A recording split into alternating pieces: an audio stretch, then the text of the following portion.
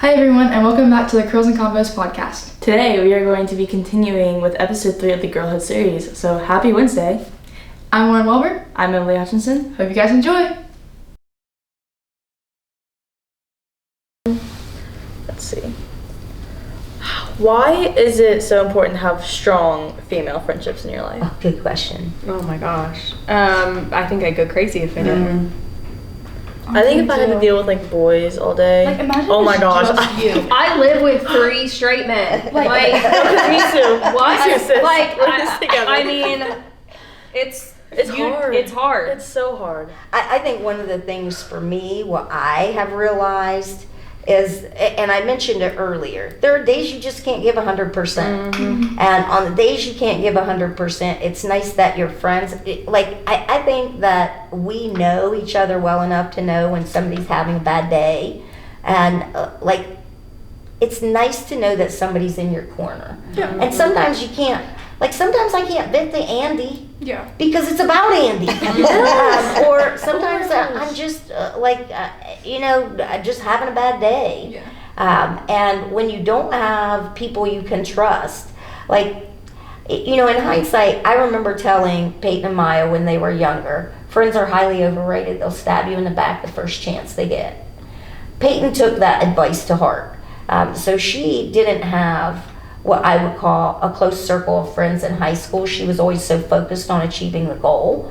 Maya was completely different. Maya had a close circle of friends. And I think that, what I learned is that with that close circle of friends, it takes work sometimes, but I mean, they're your salvation and your sanctuary. Yeah, and I think that's what we do for each other. When one of us is injured, we, I think that's what we do. Yeah. And not mean injured, physically injured, obviously, but. Metaphorically. Yeah, and I think sometimes it's hard because I think adult friendships, I think they morph in different ways. We're all at different phases of our life. So that's kind of nice in a way that we're all at different phases, because I think we get perspectives from each of those phases.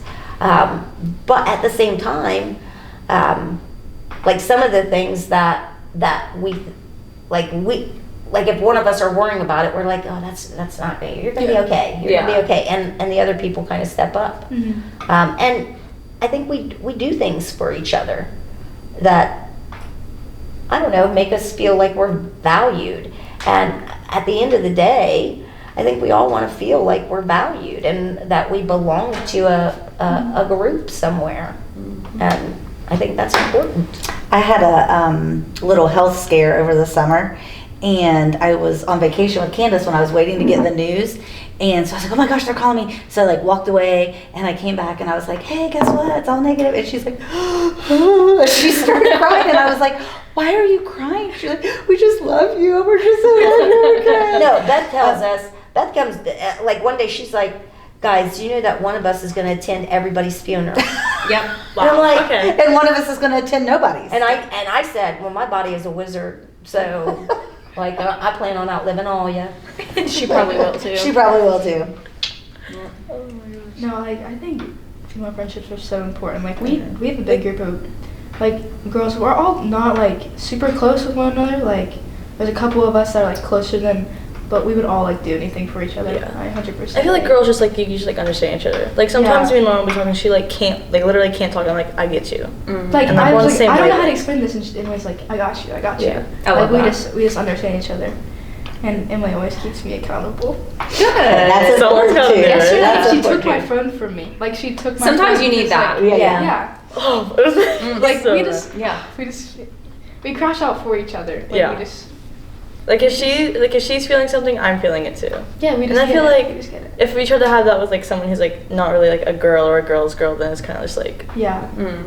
okay. Yeah. I agree. Yeah, for sure. Yeah. Boys don't understand us the way there's sometimes I don't even think they feel emotions sometimes. I don't think so sometimes. Like, I refuse to believe that, like, men are a real thing. Like, seriously. I saw one thing, it's like, the boys our age are gonna be fathers one day, and that makes me wanna, like... That's, like, scary. That's actually scary. That's scary. I do think guys guys have their own unique friendship. They do. Like my husband, he has these long-term friendships, and they always outlast the wives. Like the wives come and go, but the friends always stay. Like I have not gone anywhere. I've been consistently there. But like they don't show emotion, but they show each other. I think that they care about each other different in ways than different we do. ways. Yeah. And I think for a long time, I had a specific way in my mind that you showed you were a friend. And I think that with this friendship that we have, like I had said, each one of the people in my friendship circle, there are friends that serve different purposes. Yeah. At different times, and I think we all know that. Like we all bring something to the Yeah, table. and it's something unique. So it's like we all fit together in The puzzle. Yeah. And I think that for a long time, I was looking at like my husband and his friends, trying to figure out like what are you guys really close friends, and what do you? But I think it's just a different way that they show their friendship. Like when I see them getting like emotional with each other, like that makes me like, Mm-hmm. it's, like sad. Like, Yeah. Like if they hug each other or something, it's just, we just don't. I think we both have different ways of friendship, so like we show it more. Yeah. But they're still like as tight as we are, Yeah. but just like in different ways. And then when they might probably find us annoying, but when we see them express their emotions. But I also think it's our culture that dictates Yeah. that. Yeah. Like our Yes. culture says that you can't, for a man to be masculine, Yeah. you can't show emotion, Exactly. you can't talk about mental health, you can't Right. talk about your antics in the bedroom, you can't talk about, like that's just Right. things Yeah. men don't talk about. What's a scientific thing where it's like our brains are still like constructed to think, okay, am I facing like a saber-toothed tiger or not? Right. So I feel like men are almost like still like further back than what women are. We've evolved a little more. Yeah, I because feel like our brains we evolve mature than faster men, than men. right? I think so. I think Our that's brains a- do. But like, what was I gonna say? Like, That isn't Mexican there? Coke getting to you? It is. Isn't there like a thing where I don't know if this is Developmentally. Yeah, like That the brain is not fully developed until Yeah. you Like are the frontal in your lobe is early up. 20s. yeah. So like it takes till like 25 Yeah. for I don't know if it's men and women, but for men to like be a fully, which is crazy because not that I'm endorsing teen pregnancy, but like my husband was 18 when Liam was born, and looking back, that is insane to me. Like when I think about everything we had to do to like get by, and it was like he was a good dad, and he worked and went to school, and like whew. And now kids say, I'm overstimulated if their pencil's not sharp. There's too many lights in this room. I can't concentrate with that color marker you have written in. Like, come on. To think you teach juniors and seniors and you hear that is you- Oh, actually heck, insane. yeah. Like from Like it's a always freshman, something. I could kind of see it. But I can't complain. Dude. I have really good kids. I can't complain. I love my job. I love what I teach. Yeah. I have good students. Like I can't relate to half the problems people tell me because I just don't have those problems in the classroom. But I have a different segment of the population than I think a lot of folks do. What's the impact you guys have made on each other? Well, we kind of talked about that. yeah. Yeah. So now we're getting the porch pals. I need to know Heck about this. yeah! Porch We pals, might a have highly can't selective, tell too much a about highly selective secret organization that, like we have. How did it start? I don't even That's what remember. Well, because we had a porch party at my house. I can't remember. Like I think it was just a regular like, hey, you guys want to come out eat pizza? Well, I have a feel good like time? it really got into full swing after Peyton got married because Yeah, you had yeah, all yeah. those whimsical. Oh, yeah, yeah. Oh, up there. yes. Yeah. So when Peyton got married, Betty made all of these like whimsical branches. Yeah, they had like wisteria branches, so I didn't want to throw them away, and I also didn't want to sell them Yeah. because It was I beautiful. So I brought them all back and hung them on my porch. And then I was like, this is freaking charming. It's so charming. And I got Yeah. twinkle lights up, and it's very boho-ish, got plants and flowers. And I was like, it's a shame. I should share this with people. And I don't like, I have one rule for my porch. And that is, I will never break bread with somebody who's not going to be a champion of both my kids. Like my friends have championed my kids as much as I have. I can hold adult conversations with anybody. I can teach anybody. I can be professional. But what I do, like in regards to like my friends, like my friendships, like I'm just not gonna let anybody on my porch. I'm just not going to do it. So I think to me, the porch pals, that's really important to me because it's these are the people who have championed both my kids and like the people I would cry about if they died. And Because also, I wouldn't cry about a lot of people. Not that I'm heartless or anything. It's just that if they're not in my circle, like also little known fact, Betty makes the best food.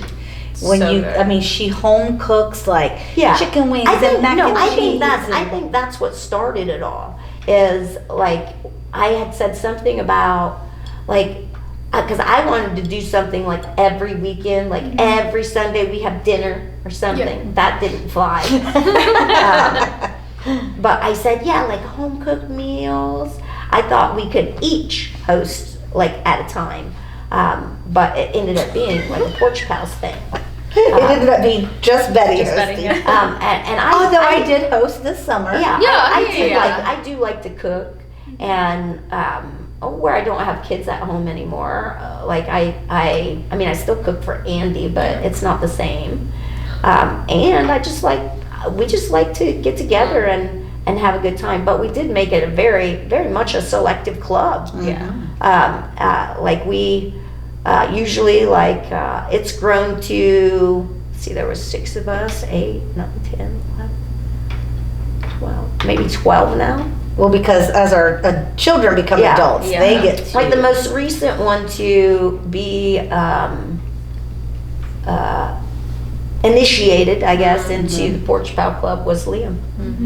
We had a porch party for him, and it was a ceremony where we It was. there was candles involved, and we read an initiation thing. It was really cool. It's like a coven of witches. But I think like the heart of it is the idea that like if I'm there, I know that I can speak freely and I don't have to censor myself and I don't Yeah. have to worry about anybody judging me or like it's just like it's a safe space. Yeah, and like I think that like the porch is a nice area to vent. And it's not always venting. Sometimes we just have a good time. Like one time I did a rage wall. Yeah. That was so fun. And went to Goodwill and bought a bunch of just like Ceramics. glassware, ceramics, and it was kind of funny because Beth got really mad. It was great. Went to throw something and bounced back at it. Yeah, I was like, this is for da-da-da-da.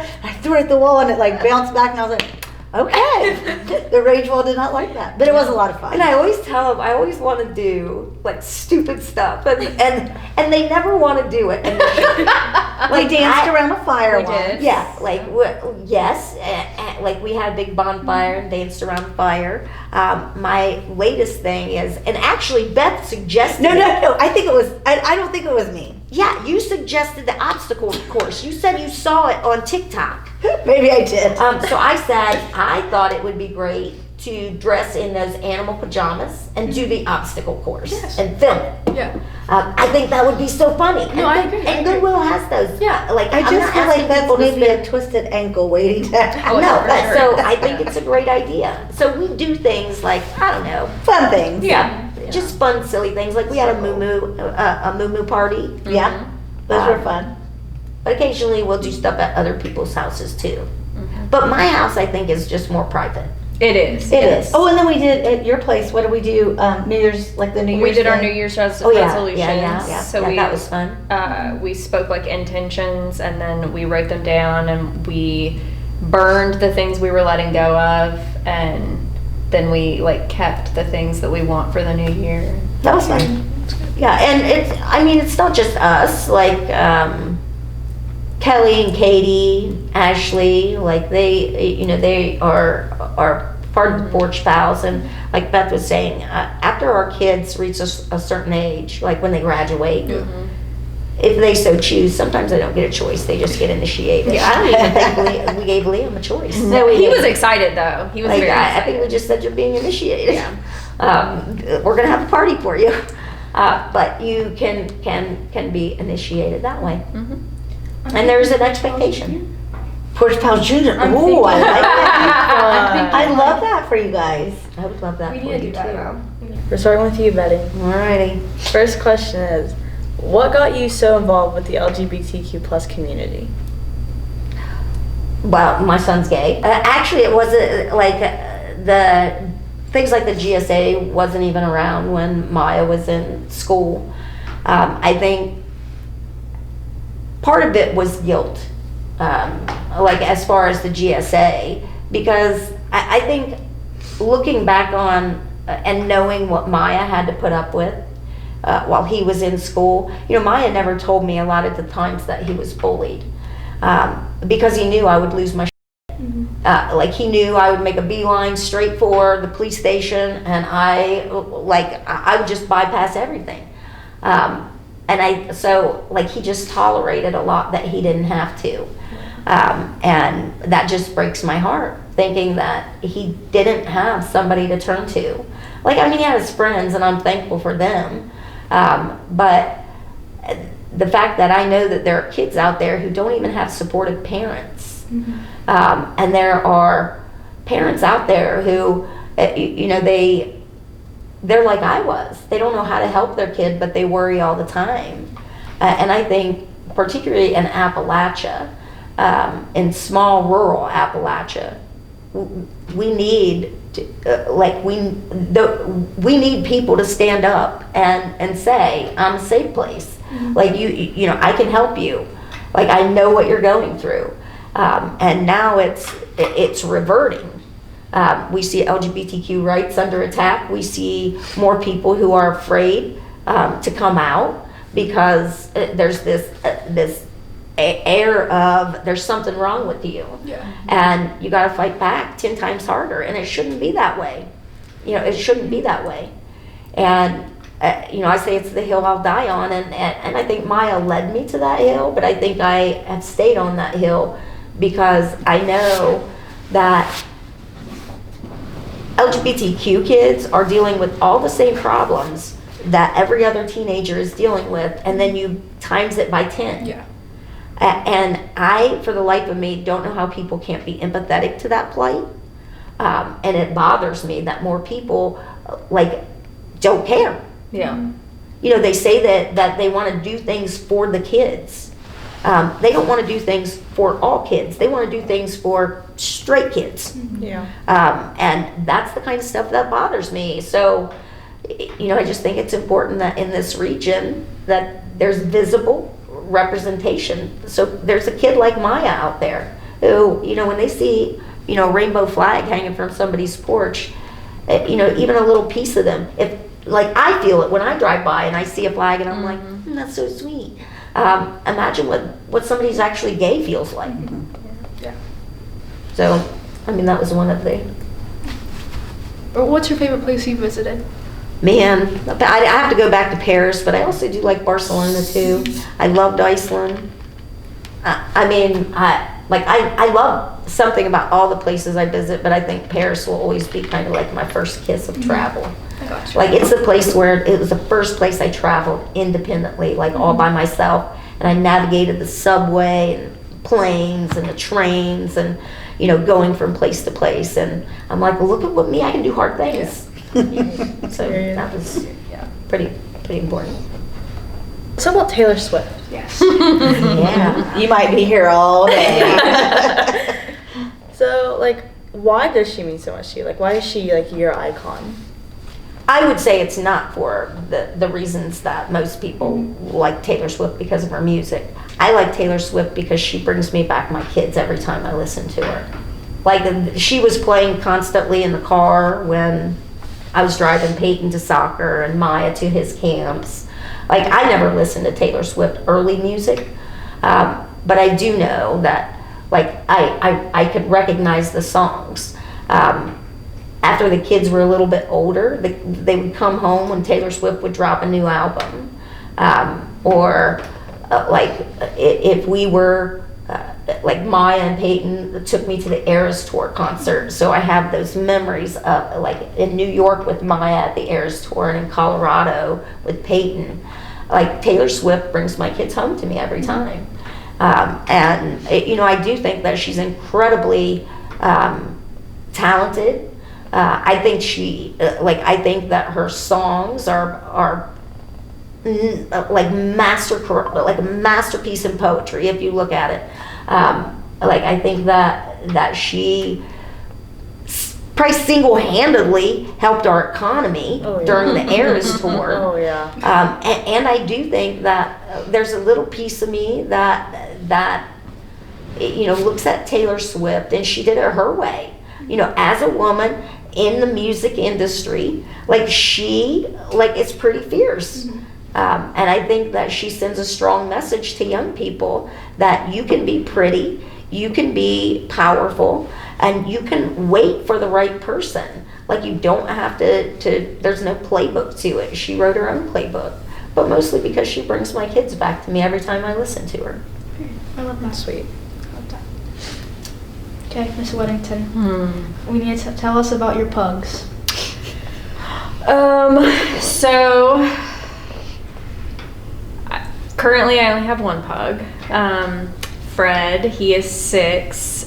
We got him when he was a puppy, so we've had him his whole life. He's not well trained. I mean, he's trained in that he's house trained and he can sit, but he doesn't do much outside of that. He loves attention. He loves people. So, like, if a new person comes Sounds to like the house, JJ. yeah, honestly, He can sit, he loves attention, he loves people. honestly, like, they're the same person.